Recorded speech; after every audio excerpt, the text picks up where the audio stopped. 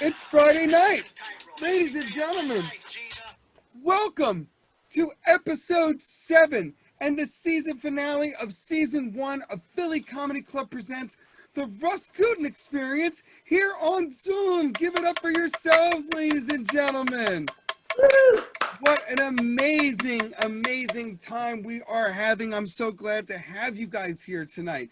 Now, first of all, I want to wish good luck to the Phillies, Flyers, and Sixers who are all playing simultaneously as we record this episode. I've always wanted to have a season finale. This is very exciting. Now, when we started this season, every week we were supposed to be like one of those fancy Zoom shows and have a little cocktail class at the top of the show, but it hasn't worked out timing-wise. So what I like to do is give you a little RUS GUTIN cocktail recipe. And this week we're making a tequila doubleheader.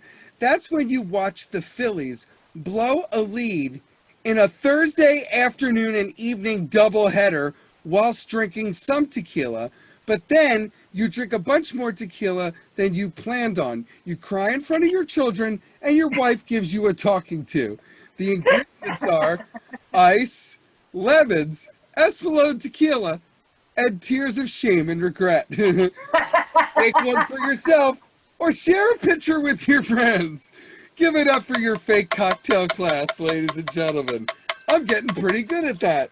All right, now, what I wanted to tell you guys is that this week's guest is our very first, I've always wanted to have a season finale, but we also have a lost episode, a lost segment, where Papa Russ, who was trying to control the computer, not my strong suit, didn't hit record. And my great friend, an amazing comic who has been seen, of course, at Philly Comedy Club and Atlantic City Comedy Club and the Comic Strip Live, Mr. Dan Altano, is going to join us again, and he is the host of hashtag Dinner's Ready Live every Saturday on IG Live. So we're going to re-record that awesome cooking segment, making some homemade pesto with a very special surprise guest. So give it up for that, ladies and gentlemen. What a great season finale we have planned for you. Now, if you haven't joined us before or aren't a blood relative, and I'll have you know, this gallery has upwards of 12 people in it, 6 of which were not blood relatives. So, very impressive for a Zoom show. But if you haven't joined us before for a live Zoom show, please remember the rules of the road. Number 1, if you haven't already, go ahead and hit that unmute button. We want to hear your laughs and your guffaws and your sighs and even your groans at some of the ridiculous things that I might say myself or to our guests tonight. However, rule number 2, if you feel the desire to make a ruckus or talk to the other people you have there in the room or talk to your pets or your potted plants, because let's face it, we've all been quarantined for a long time at this point, anything's possible. Or if you feel the need to take a long piss or a giant shit, go ahead and hit that mute button and hit that black screen and then come and join us when you're done. Don't interrupt the show. Like I said, we're already recording. And remember, if you do feel the desire to heckle or disturb the show in the middle of our Zoom show, in the old world, I would have our large Dominican security guard physically remove you from the room. But luckily, here in the virtual comedy world, I will just hit a button and fire you off into space like I'm Elon fucking Musk. So, not every change from virtual comedy, from real world comedy, is such a bad thing. So give it up for the Zoom rules of the road, ladies and gentlemen. Okay, it is time for the season finale, Papa Russ Quarren Bits of the Week. And I'm really excited for this edition because, first of all, everybody, as you could tell, and what I said at the top of the show, 3 out of 4 Philly teams are playing simultaneously right now. And Lord knows, as you can see from looking around my room, I love me Philly sports, okay? And I miss my Philly sports during the pandemic quarantine. But now that sports have come back, I will tell you, in Philly, it is way too much sports at once, okay? They are trying to kill your boy, okay? We Philly fans cannot emotionally handle this. We are not built for a Wednesday afternoon Philly across the board 0-3 day, okay? That's 9.5 hours of losing. Do you understand? I cannot take a Flyers and Sixers playoff loss while realizing the Phillies bullpen still sucks after 12 fucking years, okay? I'm going to keel over, all right? They're trying to kill your boy. And it's too much sports. It's every single day. It's like having a job. I'm going to be honest with you guys. I'm starting to miss my family, and we have been quarantined together since March. It's ridiculous. Now, I will say this. I went to school for musical theater, and a lot of comics and friends would accuse me and tell you that I am a bit effeminate. They are right. By my eye gestures and hand gestures alone, that would tell you something. But I know they're right, because one of the main things I love about sports is actually all of the Philly gear and the clothes and the fashion. I'm like fucking RuPaul's Drag Race. When you go to a sports bar with your friends, like when I used to live in LA, everyone's like, yo, look at the shoes. We're all peacocking, gazelling in front of each other, okay? I love the gear. And I grew up in the 90s, so I am always trying to be a 90s hip-hop video come to life. I'm trying to be G'd up from the feet up, as they say. I gotta have the hat, the jersey, the sneakers, everything's got to match. I got to look like I'm selling you weed in Harlem on the corner. You know what I'm talking about. So the thing is that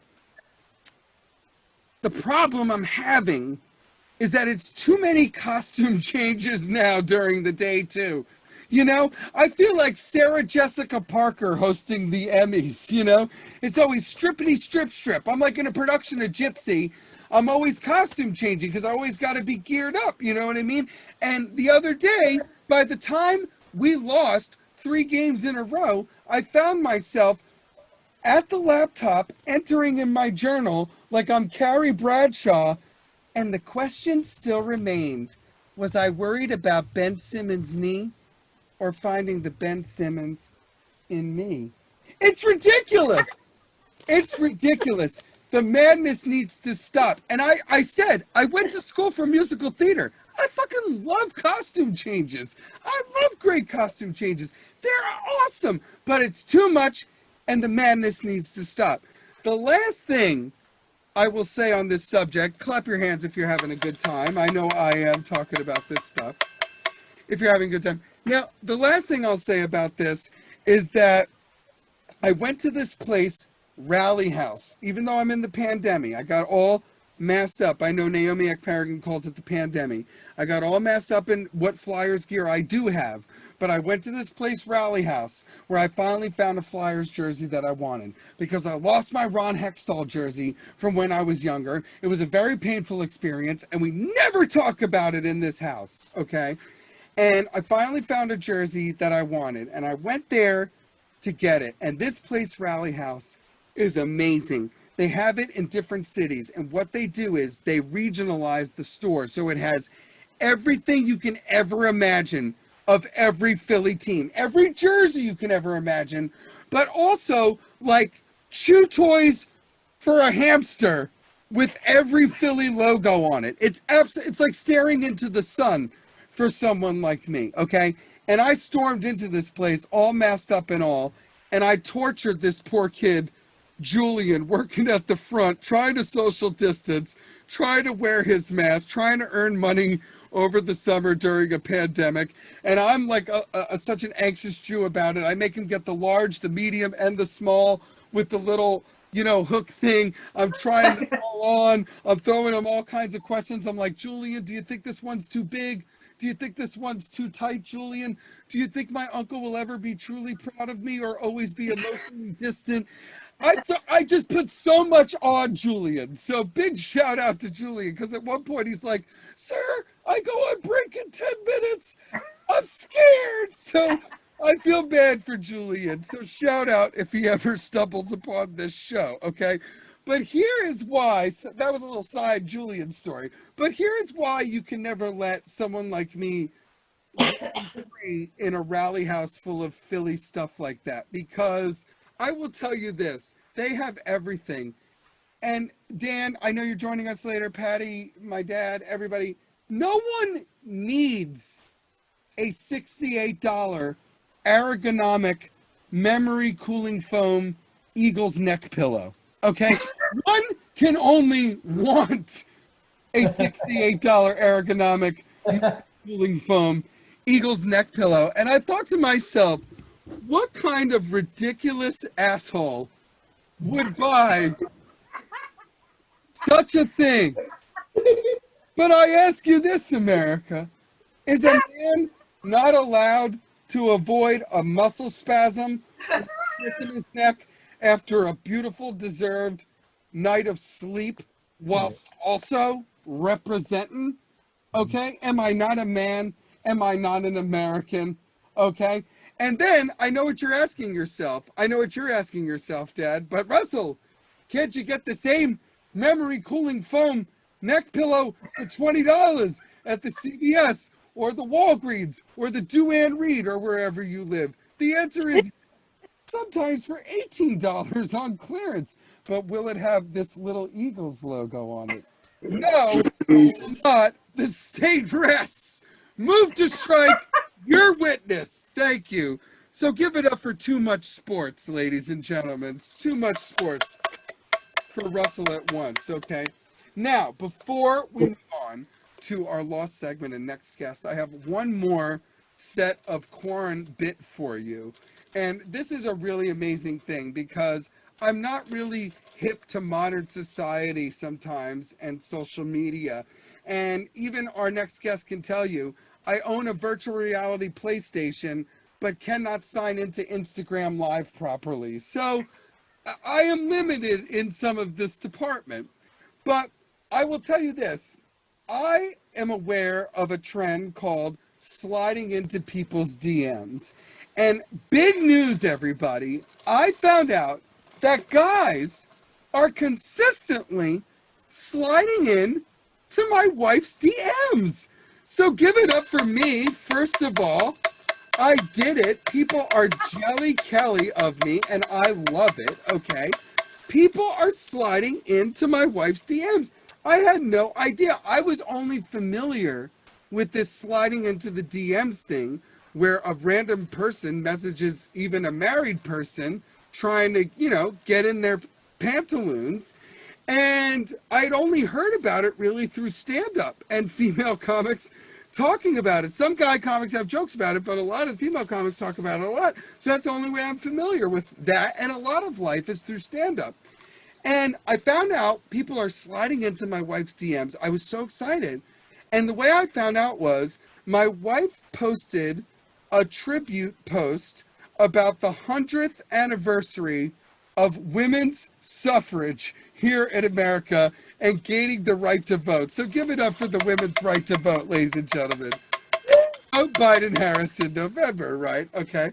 And then all of a sudden my wife looks up from her phone and she says, yeah, nothing says slide into my DMs like a post about women's suffrage. And I said, oh my God, Dara, do guys slide into your DMs? And she's like, yeah, all the time. It happens to all women. And I was like, holy shit, that's amazing. Because at first, I was so excited for my wife. I was like, congrats, honey. You are looking great. You still got it. You are looking fit. You look great in pictures. You don't even have to throw a lot of filters on it. You have excellent personalities and memories. I mean, I'm proud of you. I was excited for you. I was proud of myself. You know what I mean? And then Dara was like, hey, Russell, it's no big deal. It happens to all girls. I can have an eye patch and a peg leg, and you're going to get a lot of messages. And I had no idea.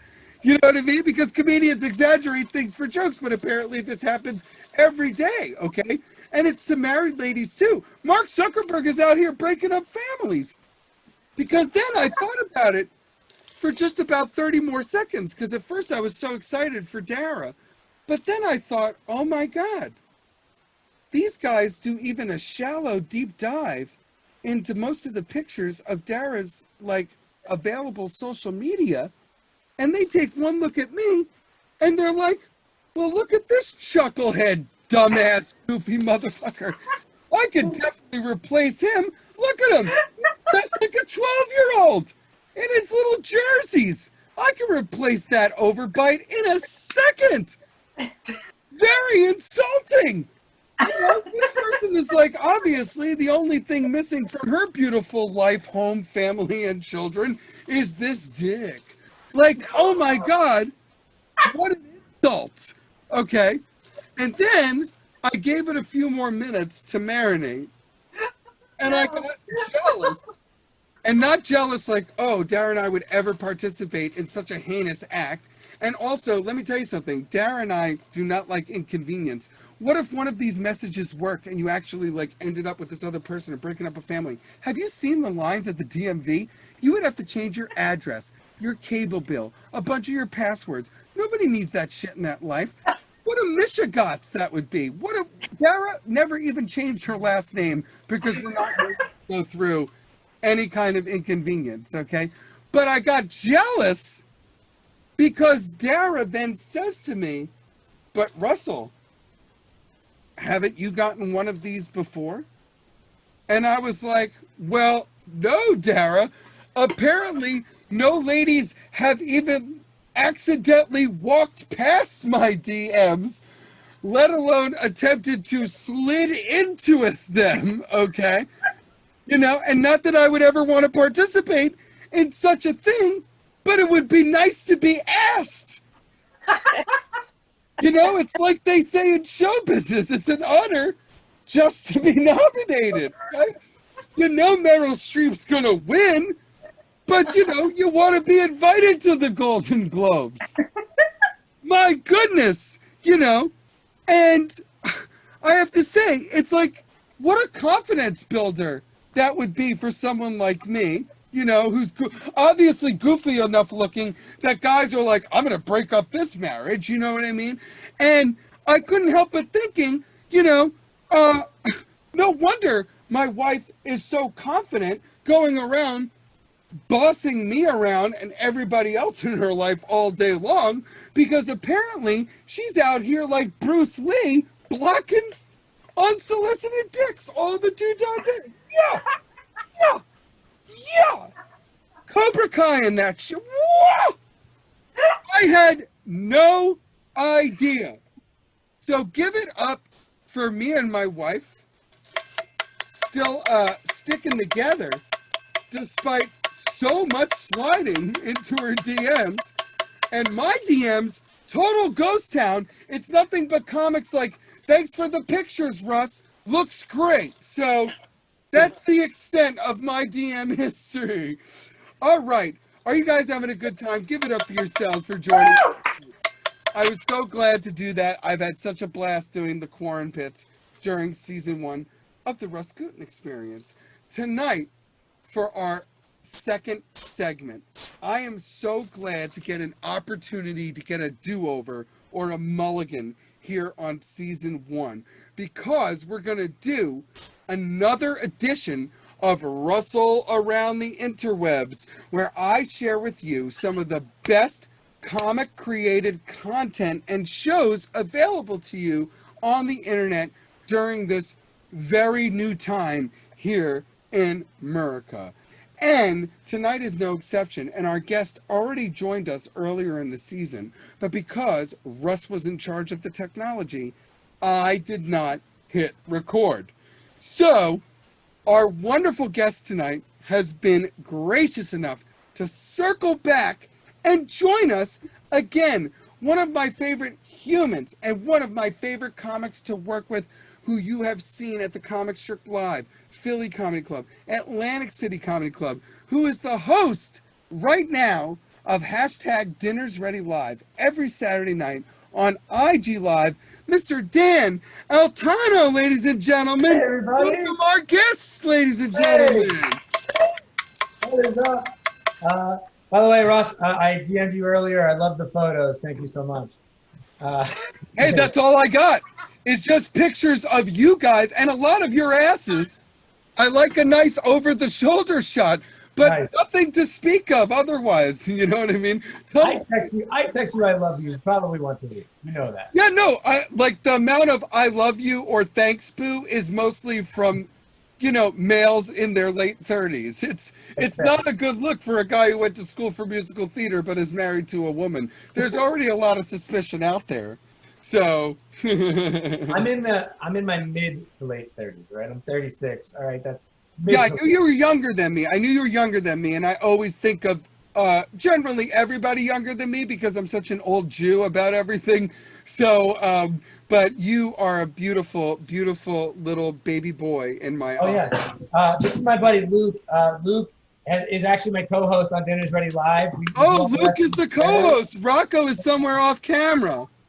So, Luke is 3 years old, and he has a nap today, and it's 9:20. So let's see what happens. Hey, this is what's up. Everybody's learning from home. It's virtual learning for Luke right. tonight about DMs. So Well, Russ, I just want to say that I the show did not record, but it's typical. I'm used to it. I am a middle child. Right. Like I went home recently to my family's house, and we were looking at family photos, and I wasn't in a lot of them. Like a bunch of them. Yeah. My And God. I was like, Dad, why am I not in a lot of these photos? And he goes, I don't know. You were probably busy or something. I was 9. I was 9. You're probably taking the picture. He's like, Dad, go set the timer. You know? Yeah, that's right. I was taking the picture all the time. But I'm excited to be here. I'm excited to be here. It's really exciting. And we are going to be making tonight something very exciting, which is a pesto recipe that comes from my mom's hometown. And we'll get to that in a minite. But Well, yeah. What I wanted to ask you, Dan, and I want you to be able to tell people where they can find it, is that obviously, like I said, you're one of my favorite comics and humans in the whole wide world. And especially the getting broken up with on vacation bit is one of my favorite just bits I've ever seen or heard anywhere. So it's just one of those things where you're like, oh my God, so good. And so what I was going to ask you is I know we're all in this situation, but what was the genesis of hashtag Dinner's Ready Live? How did it come about during this situation? And what are some of your favorite dishes that you've made so far? Great question. So when quarantine first hit, everything went away comedy-wise for all of us. I was going to be the breakout artist of 2020 at Caroline's on Broadway. Frank. I had a show I was doing, a storytelling show I was doing, and everything was going well, and then everything went away, almost in a second. And I needed that thing. And Russ, you know this feeling, like when you're nervous for a show, like that pre-show jitters. Right. Like I miss that like scared to do the show feeling. And so we created a show with my pal. What's wrong, buddy? You good? You want to go outside? All right, Russ, hang on one second. No, it'll be okay, Luke. We're going to make some yummy food, so don't worry about it. What I was going to say to Dan's point is that our industry has so completely changed that people are doing shows in parking lots on the back of pickup trucks with floodlights and other things. And Dan speaks truth to power in that I think one of the biggest thrills of doing stand-up is definitely feeling like, even though I've done this 100 times, like, how am I going to do it one more time? Doing well on the 7 o'clock show and then still absolutely doubting your ability on the 9 is something that I miss. That's the craziest when you do well on the 7 o'clock show and they're like, where's my HBO special? This is amazing. And then at 9 o'clock, it's like, oh yeah, I have to remind them of that. And it's and a bachelorette party like gets into a fist fight. So like, you have to hold this. That's why I actually stopped when I was younger, Dan, and we're going to get to it. I used to do so many shows a night. I would do 6, 7 shows a night when I was like 22, 23 years old. But eventually I stopped doing that because I would, 2 of them would be amazing, but I would own the other 4 haunt me forever. So well, it's good and it's bad, right? So if you have a bad first show, you need that second show to go well to drive home. And in my case, like to take a 2.5-hour bus from Atlantic City to New York City, and you're surrounded by people that just lost all their money. So it Yeah, didn't go no. well. I wish I could have taken the bus. I had to stay sober enough to drive home. So I really have to be like in the moment with it. Like, oh, damn it. That woman hated me in the third row. It does put things in perspective though when you're on an Atlantic City bus home, because one guy just like pawned his wife's wedding ring and lost all his money, and I'm like, I only got a couple of laughs on my new joke. And they're like, No, your family is still intact. You should check in about the DMs, but otherwise you're doing very well. So I love that. Thank you. I like hearing that it came from a feeling. It wasn't just like, well, I got to have something, because you did have so much going on. Like, people were finally like really catching on to like what I have known for a while. And as you know, I will tell anybody that moves, even in a green room, that Dan needs to be given his due. So you know what time I'm talking about. Now, a few weeks ago, I was lucky enough to be a guest on Dinner's Ready Live on your cheesesteak episode. yes. Because of my Philliness, and I know you're a Devils fan, so I know this jersey is actually upsetting to you, but it's more upsetting to me because you guys have always had our number in the playoffs. Thanks for everything. And thanks for the memories, you son of a... And so, whatchamacallit? So, that night, you dug in to the greatest debate that there always is with cheesesteaks, which is whiz versus provolone. I'm a provolone guy myself, but I wanted to know that night what ended up being the winner amongst the audience, whiz or provolone, and two, why is Russ Gutin the handsomest guest you have had so far on Dinner's Ready Live? Be specific. I'm going to start with the second question. Thank you. Dreamy eyes, well sculpted beard. I mean, let's be honest. I mean, God, Dan, you know just what to say to a lady.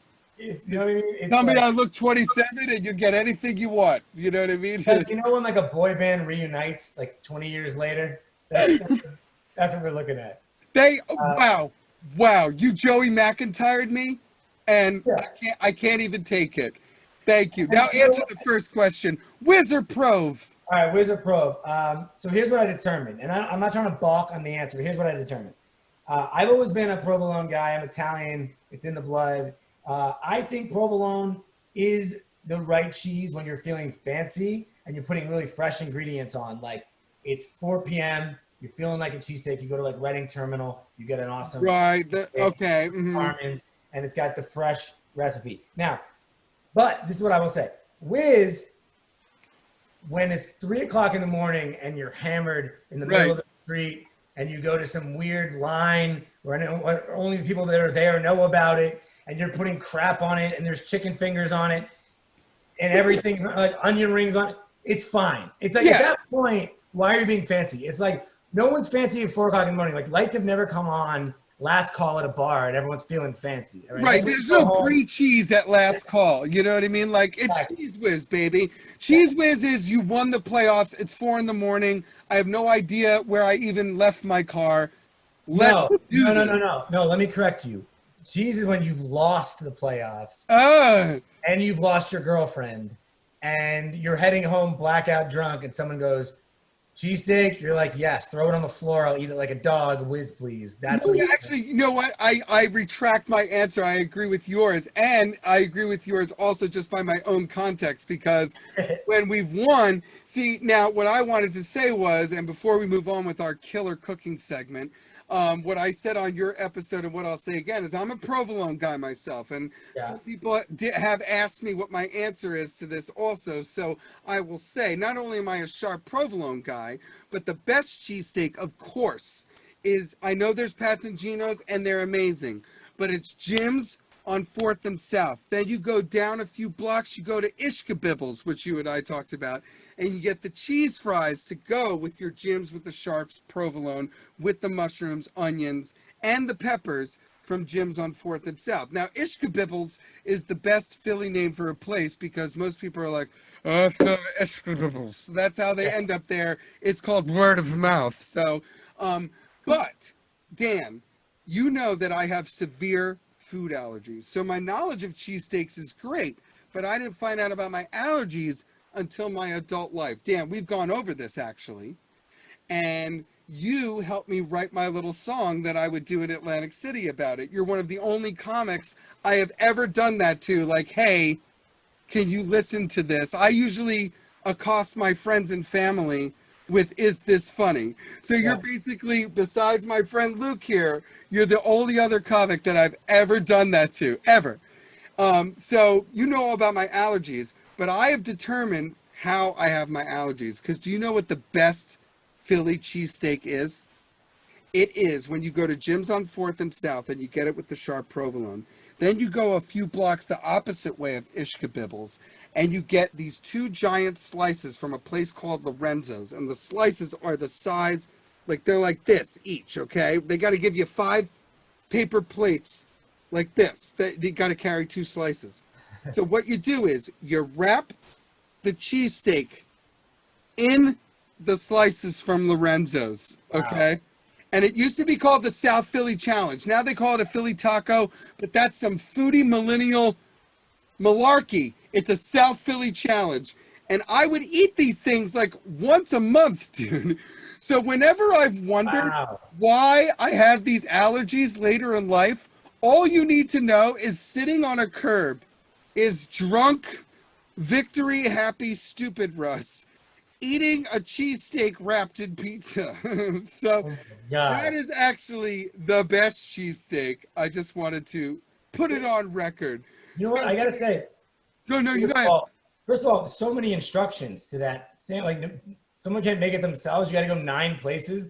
Then you go down the street. Then you tip the cab driver. Then you go to the yeah. Well, you got to do it. It's got to be in proximity. Some people would do things like drive from Pat's because they preferred the Pat's with the Lorenzo's. I was like, what is this, Mad Max Fury Road? You maniacs, just stumble over.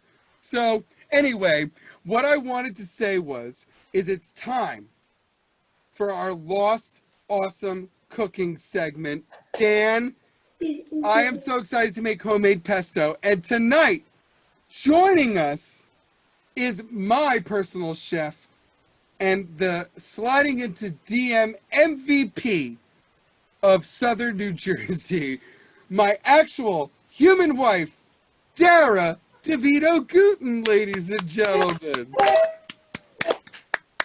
Now, Dara is going to be joining us from our kitchen upstairs at Casa de Gutin, and she's going to follow along with Dan, who I'm going to toss the segment off to, and she's going to cook along with him, and then I'm going to try some at the end. What do you say, studio audience? Give it up. Sure. A little dinner's ready live right here. Let's do it. So this is exciting. Welcome, everybody. Clap again. Let me feel it. Yeah, let Dan feel it. Yeah. So we're making pesto, which is the simplest recipe you could ever make to impress people. It's all fresh ingredients. It only takes a few minutes to make, and you look really good. So let's get started. So Dara, are you gonna unmute and we're gonna talk this through? Is that allowed on the show? Did I just? Oh my goodness, I'm muted. I had no idea I was muted. Oh. No wonder I was showing up on the go, thing. Dara. So am I showing up? Am I showing up on the thing when I speak now, Russell? Yes. Yep, you are. Okay, fantastic. Hello, everyone. Hello. Hello, daughter. I didn't hear you. I was wondering. Okay, good. Now, Dara, I can already tell you are Italian because your opening was. Am I on the thing? Can I show up on the thing? Where's the thing? Where's it going? Which thing? Doesn't matter. Dara, now as an Italian, you know that I'm going to give you measurements, and you don't need to use any of them because I will not use them. When it comes to pasta, when it comes to sauce, do whatever you feel. If you're a garlic person, a salt person, pepper person, go crazy. So I'm going to give you like the baseline stuff, but then really there's no way to mess this recipe up as long as you have a lot of the ingredients. So do you have basil? I do. Okay. So right there. Oh, wow. That's nice basil. So the first thing you have to do is you're going to rip 2 cups of fresh basil or just a bunch of fresh basil. So it's, here's like one piece of basil right here, like a smaller piece. Just rip that in thirds. So you're just ripping. You're not even cutting. You're just ripping. No, you got to rip with the hands. It's the ripping of the basil. It sounds like a festival, but it's like a tradition. It's And delicious. you're throwing it right into the blender. Yes, right into the blender. If you want to measure it out, but again, we're not measuring, right? So I need to measure nothing. Just rip that up. I love it. My mom would always give me recipes, and she's like, "Yeah, put like 4 or 3 or like 9. Yeah, you know what? Just put tomatoes, some salt, a punch, a pinch." And I'd be like, "All right, I'm gonna get one. That's fine." So, your mom was your mom off the boat? Oh yeah, my mom was off the boat, which by the way is amazing because she told me that, and God bless and God rest your mother. And you have a wonderful charity that you were doing events for too in her honor, correct? yes, Isabella Foundation. We have a scholarship in her name. She actually told me, which was interesting. She was like, "Yeah, people were really racist to Italians when she got off the boat. Like right up, literally the day she got off the boat, they were yelling things." And I was like, "What were they yelling at you?"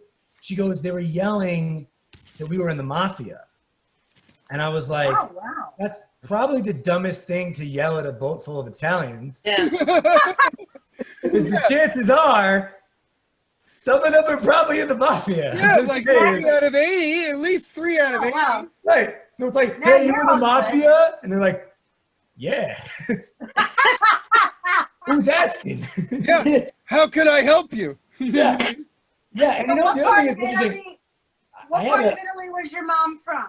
The heel of the boot. It's called Bari, B-A-R-I. Oh, I know Bari. You do?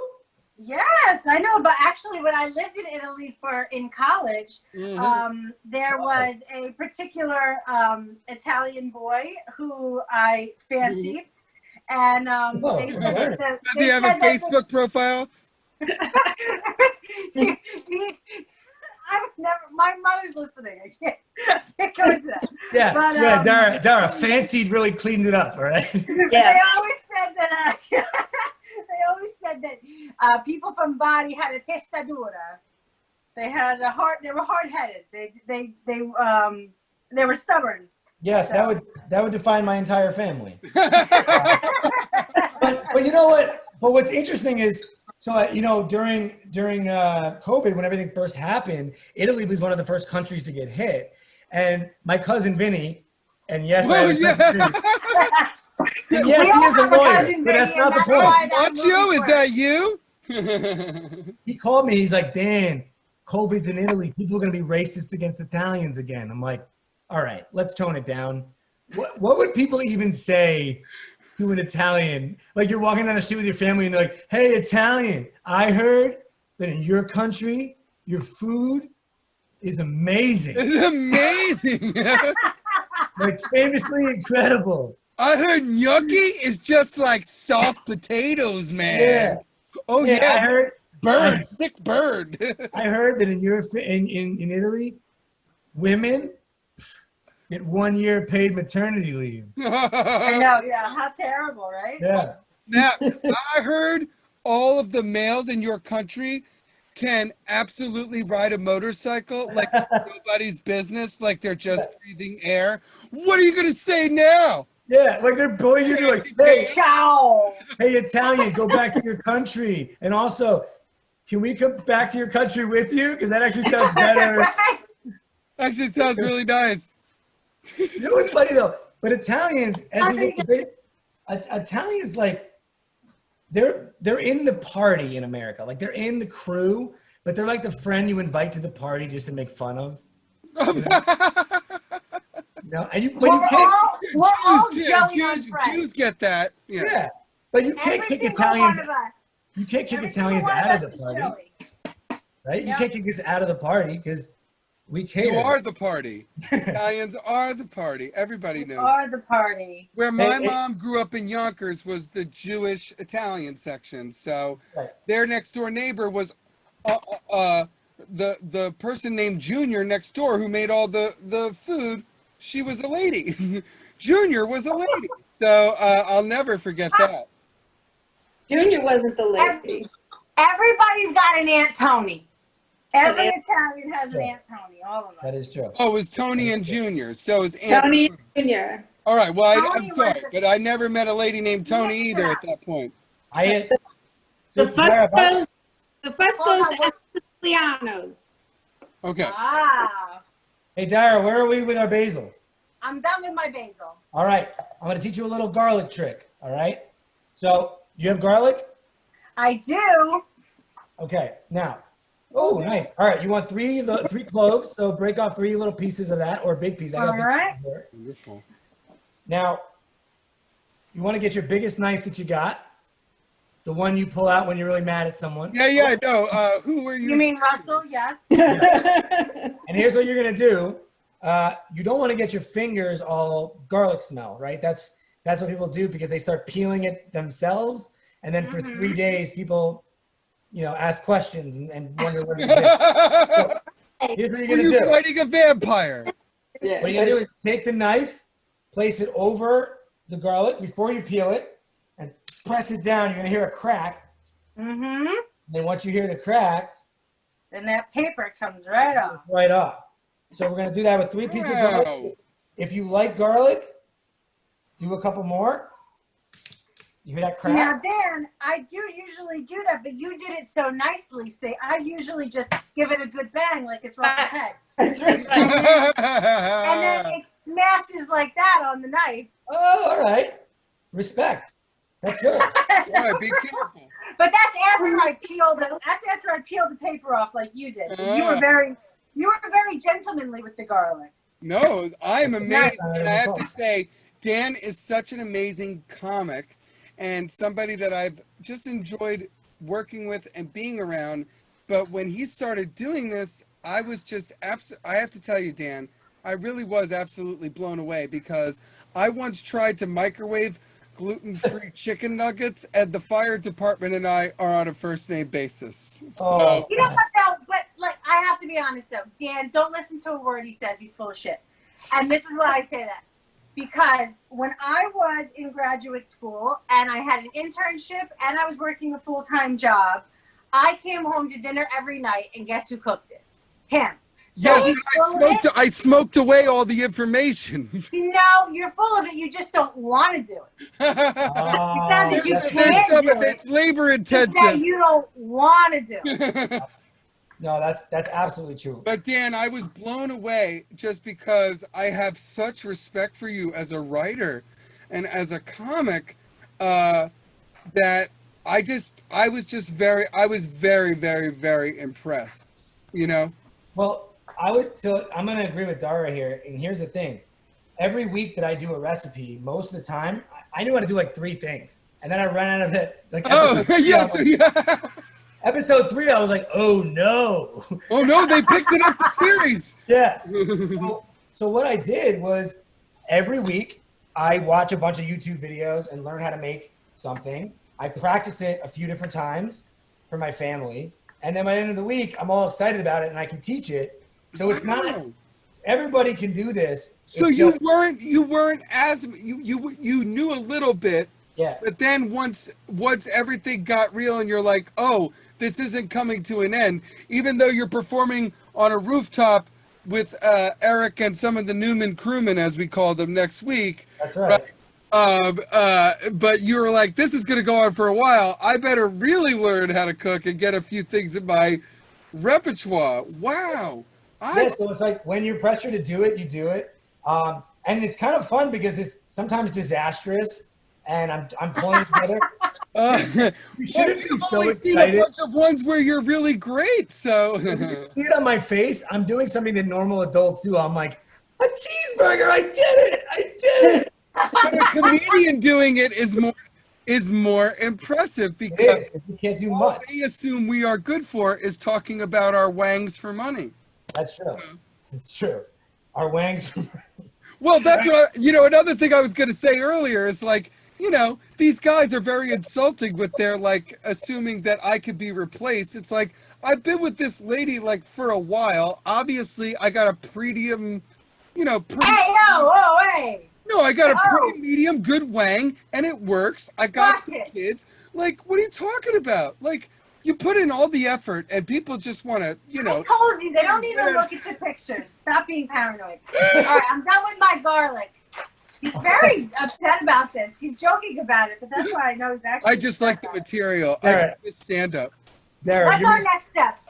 Dara, you're my favorite person. You're my favorite person to cook with ever. I love it. You're so great. I'm done with the garlic. Let's go. Let's go. Let's go. Let's move it. Finish with the garlic. All right.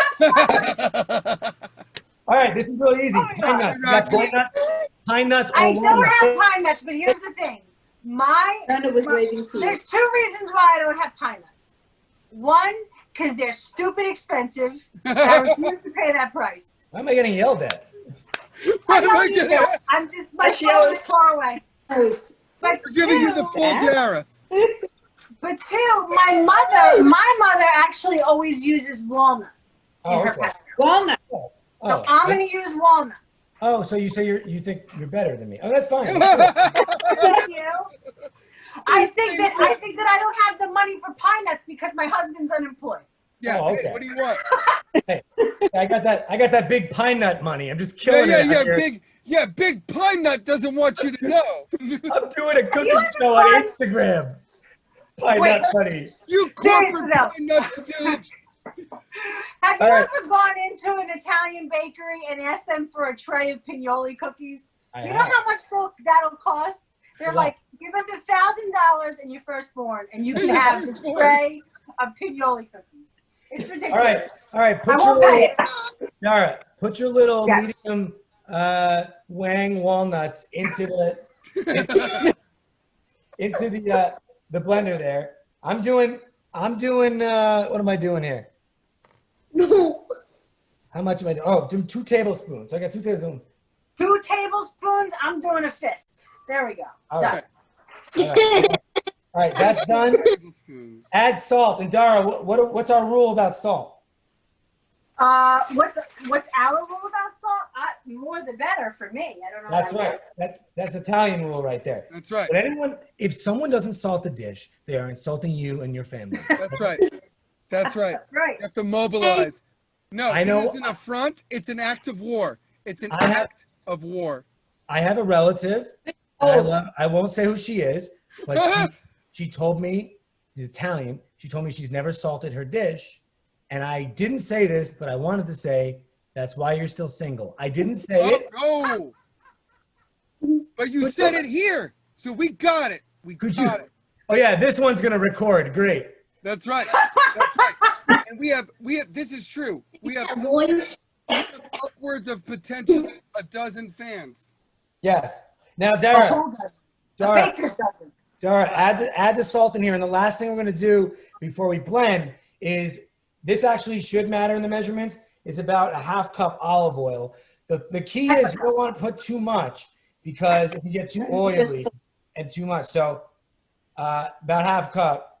By the way, I love the walnut replacement. You're like my mother-in-law. Every week she's like, I watched your show. Your cheeseburger show was great. I didn't use the bun, and I also used fish, and it was a fish taco. Right. Like, awesome. There's no substitutions on Dinners Ready Live. That's right.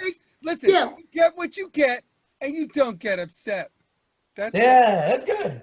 That's right. Preschool. Listen, Right. I Even also Rocco think does. that pine nuts I don't know, they don't have as much flavor as I would like. I think walnuts have a little bit more flavor too. All right, get off the pine nuts. We get it, all right? Yeah, we get it. Hey, I thought this was logistical. I didn't say invite my friend over to cook and then call his pine. Hey, listen, I get it. They're expensive. Dan's like, get off these nuts. I get it. All right, moving on.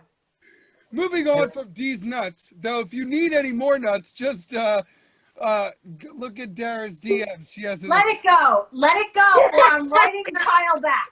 If you don't let it go, I'm writing Kyle in my DMs. All right? Zip it. Okay. Dara, do you fancy him? Do I fancy him? Do I fancy him? It's the man that I fancy. Is that an immersion blender? You're very fancy with your immersion blender. I have a regular blender. All right, so let's blend together. Ready? All right. Mine's gonna be really loud. All right, go ahead. Now be very aggressive on the blend, but when you're using a pour blender like yours, what you want to do is you might want to stop halfway through and use a rubber spatula to move the walnuts down, because they're really big and not that delicious. That's it. Be aggressive. Be aggressive. Be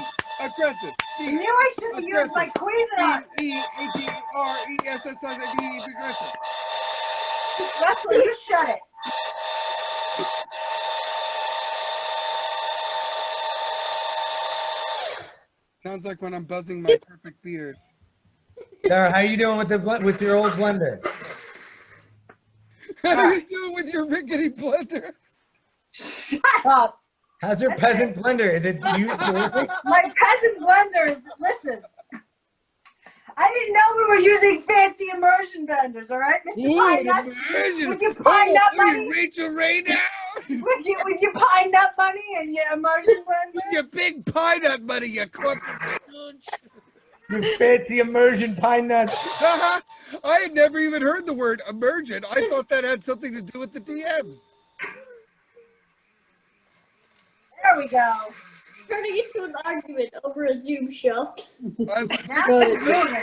No, I never anticipated a combative element. This is awesome. I love this. No, Dan. All right, I'm good. That the thing is that this is what it's all about. It's all about busting chops and breaking balls. And Dara can attest to when I emphatically insist that somebody is like one of the best people I've ever met, you're just tops on that list, and I just think the world of you. Nobody can hear you over that blender. You might want to compliment him again. Oh, I'm sorry. Was that not heard? Oh. Yeah, not over my blender. You want to help me? Okay. I We're probably should mute gonna bring myself. Luke back on the show. All right, Luke and Rocco is there too. My son Rocco is there. This is Luke, everybody. Hey, Luke. Now, Dara, now, Luke, what is the allergy when you eat too many pine nuts? Pine mouth. Pine mouth. That's a real allergy. What? Wow. I didn't know that. Do I have Look that that up. one If too? you have- It's something that only happens to rich people. Now, Yes. what I want to do. Now, Dara, I have my ingredients blended. Yes, you do. I'm adding it into just a bowl right here. All right. So you have a bowl right there. Now you're gonna do 3 more things before you're done. Okay. Hold Now, on. Get in the bowl. You're gonna beat in cheese. Now, what kind of cheese do you have? I have Parmesan. All right. Now, I am allowed to eat Parmesan once every 6 months, and this is very exciting. so you could do Parmesan, and you add Parmesan Pecorino, which will add a little bit more salty flavor. So Parmesan and Parmesan Pecorino. So I have 2 different kinds of cheeses because I'm fancy, and I'm gonna. All right, we've established this. Now you're going to. Fanciest. Now you're gonna beat in the cheese or put it in on a spoon and just stir it. Luke, can you stir that? Oh, wow, Luke, you're doing great. You see, this is what you show people when you say you can't cook, and you shame them by having a 3-year-old do it. Right, that's right. Now I know I'm not off the hook. I am officially Approximately on the how hook. much cheese are you putting in? I'm putting in half cup Parmesan and about 2 tablespoons of the Romano Pecorino. So the Okay. Pecorino Romano and the Parmesan. Good. You can also get Parmesan Reggiano, which, by the way, is always my barometer if someone isn't really Italian, because I'll be like, read this, and they're like, Parmigiano Reggiano. Like, Right. go home. Now, That was like when I dated an Irish guy in high school. We went to an Italian deli and he ordered the capicola sandwich, and I was like, "Get out of here!" get out of here. Oh, They that were was like, "What does he want?" I was like, "He wants the gabagool." By the way, Dara, I love your dating stories. yeah. No, she's got so many of them. Your Do cooking you want to be one? your cooking show is like, But cooking shout out, show. Brett Ernst, who is also on Cobra Kai, great comedian. He has a great bit about Italians that grow up in America who, have a totally American accent, but if you go to a deli, they're like, yeah, so I'm thinking about, getting to practice a little later Wednesday. Give me the gabagool. yeah. Give me the gabagool. Butter. We're gonna show 'em. He does the body and everything. It's great. Yeah, but by the way, I can't wait to watch Dara's cooking show. Every dish is inspired by an ex-boyfriend. Yeah, no, this is good. All right, next, Dara, the last ingredient. I'll go You pee-pee. have to go pee-pee? All right, go ahead, pal. Me too, Luke. A lot, because I'm 41 now. So I'll tell you, when you're 41, here's a little spoiler alert. You have to go pee-pee literally all the time. All All right, Dara, the last thing is a little bit of butter. But what I mean by that is like half a stick of butter. And I'm actually serious. Yeah. And make sure it's room temperature. Do you have it room temperature? Okay, yes, but I have to use Russell's special butter because he's going to eat it. I'm Special sorry. needs butter. I have to use Russell's special avocado butter. I'm sorry. All Listen, good. he'll die. You want him to die because of your pesto? So you want to beat in the butter, and you know that's why you want it soft. Now pesto, I get it. you notice. All right, Luke. You No, it's a notice healthy stream. What did he he's say? doing well, by the way. What did he say?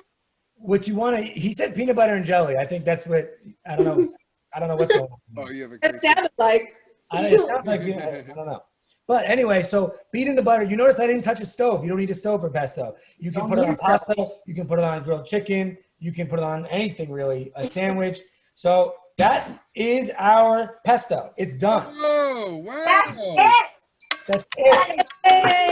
This is great. Our first cooking segment. By the way, I just spilled pesto on my new laptop. Thanks, Zoom. Oh, God, really? We And got him, Dan- boys. Dan needs to clean up. By the way, is that the most Italian thing Now I'll the see? news segment. I just Yeah. poured pesto on my new laptop. Bada bing. Yeah, like me going to the IT guy, like pesto again, Dan? Come on. Pesto again. Dara, what were you gonna do with the pesto? You're gonna put it onto some I'm putting it on some fantastic gluten-free pasta for you right now. I like special needs pasta. pasta, special needs butter. Russ, I actually eat the gluten-free pasta. I eat the Barilla gluten-free pasta. It's very good. Yeah, there's actually a few brands that I like, and I do like the ones, and we could talk about this on your show hopefully eventually. I like the ones that are Hello, Russell. Look. See? Oh, All right, I'm bringing it down to you right yeah. We'll bring it downstairs, Dara. Yeah, she's gonna bring it down, and I'm gonna try it. And because I put Julian through such an awful experience, just know, so I don't stain my New Jersey, I also have a bib prepared. A Flyers, hopefully playoff win bib prepared, so I can try the food. Oh, there's Dara in studio. Such a long walk. We've seen you here before. Oh yeah. The best thing about pesto He likes it. is He that really all the little bits of the pesto I like it. I like it. get into the pasta, and you got to use this twisty. What is this called? Fusilli? Fusilli. The fusilli pasta, because it's got to get into all the nooks and I'm going back crannies. upstairs. All right, close the door. I love that. I love you Hey, 3000. you set up. Russ, before you eat your pesto, I want to get Luke's take. Luke, how was the pesto? What's it taste like? Garlic. Oh Yeah. yeah, Garlic. Luke. Let me tell you something. Oh, you were too big Garlic. pineapple, buddy, huh? Garlic is one of the secrets to health. When I didn't have health insurance, you got to eat lots of garlic, swallow garlic, put garlic in your ear for an ear infection. Garlic is one of the secrets. Oh my God, Dan.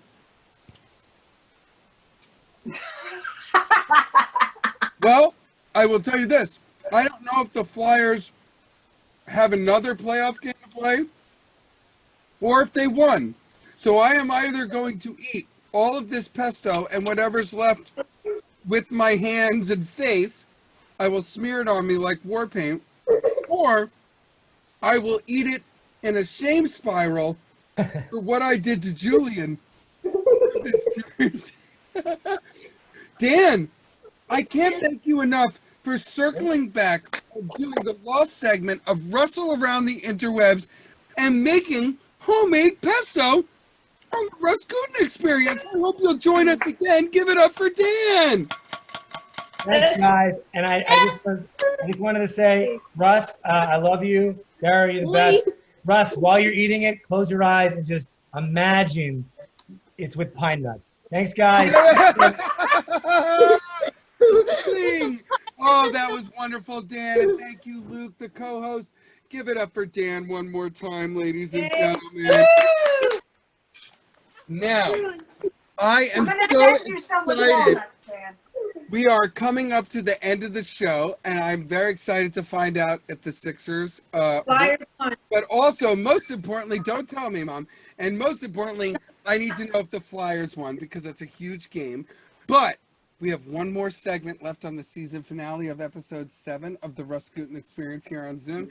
And that is APA, ARA, Ask Russ Anything, Ask Papa Anything, Food Edition. And I understand that Dara already has a question for Papa Russ. So why don't you go ahead and ask it, sweetheart? I do. Am I unmuted again? Am I unmuted? No, I can hear you. Okay, I can hear you. Okay, so you are pretty easy to cook for. I could pretty much serve you shit on a shingle and you'd eat it. But is there a food that you don't like? Because I haven't really found any. Well, Dara, I believe once we've talked about this, but Papa Russ has 3 least favorite foods.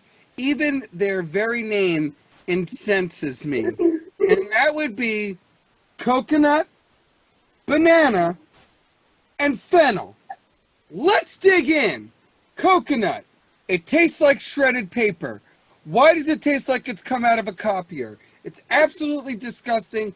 Why is it? 2. No cuts, no butts, no coconuts. Banana, that's right. No nuts, no butts, no coconuts, especially for Dada. Dada don't like the coconutty. 2, bananas. I don't like bananas. They're mushy. I'm told my mom says that I liked them when I was a kid, but let me tell you something. They taste like something a tree poops, and then I found out that it basically is tree poop.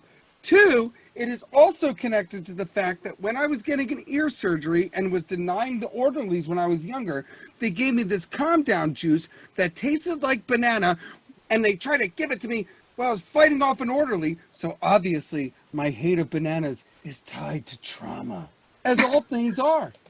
And 3, fennel.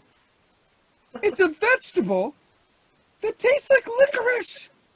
It is hiding and has no reason to be on a plate of roasted vegetables. Imagine being at a steakhouse like the Capitol Grill, where the sides are all a la carte and they all cost a home equity loan each. And you order with your steak roasted vegetables, and there's this onion looking motherfucker. You think it's going to be delicious, and then it tastes like licorice. What's it doing? Why is it hiding? What did fennel do in another life that it's hiding in the witness protection program amongst a bunch of other roasted vegetables? And licorice has no place in a steak, lobster bisque, roasted vegetable situation. It ruined the whole dinner. This is true. I kicked the waiter in the shins and called them whatever racial slur I thought was appropriate. They were a ginger, and I went to town on them and their freckles. I'm not even allowed in the Capitol Grill at the Cherry Hill Mall anymore. They have a picture of me at the front. I hate coconut, banana, and fennel. And also, here's another thing, fennel. When you're watching a movie back in the old days when you used to go to the movies before movies was ruined, and you watch something on the IMAX 3D, yeah, maybe you have a little bit of Twizzlers with your popcorn. Only appropriate situation for licorice. Back it up, fennel. And this is true. In my worst nightmares, Dara, in my worst nightmares, it is Freddy Krueger.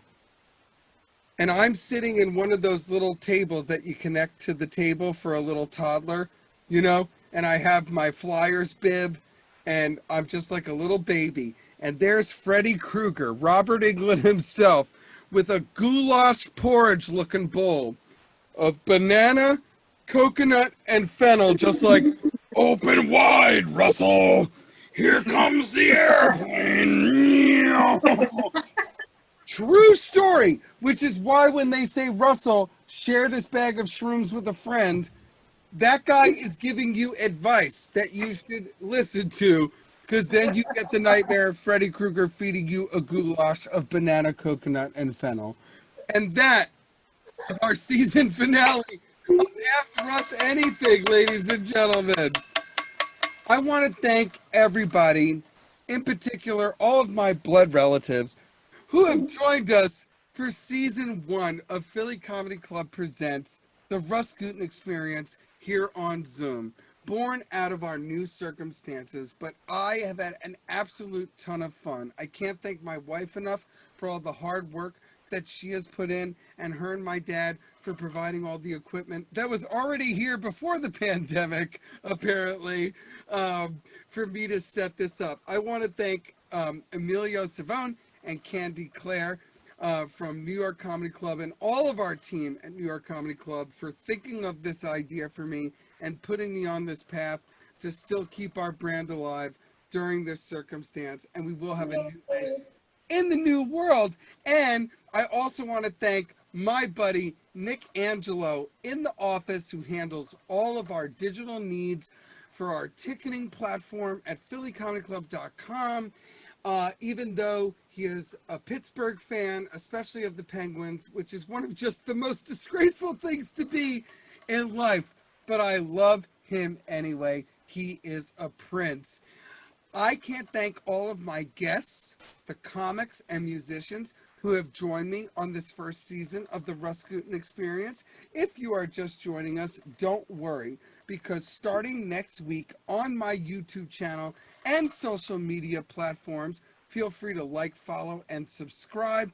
I will be dropping all of the episodes and all of our separate segments a la carte, just like our roasted vegetable plate with the stupid fennel on it, for of our new guests and our old fans alike. Thank you so much for joining us. All I can say is I don't know the end result, but go Birds. But of course today, go Phillies, go Sixers, and hopefully go Flyers. Thank you for joining us on the RUS GUTIN Experience. Give it a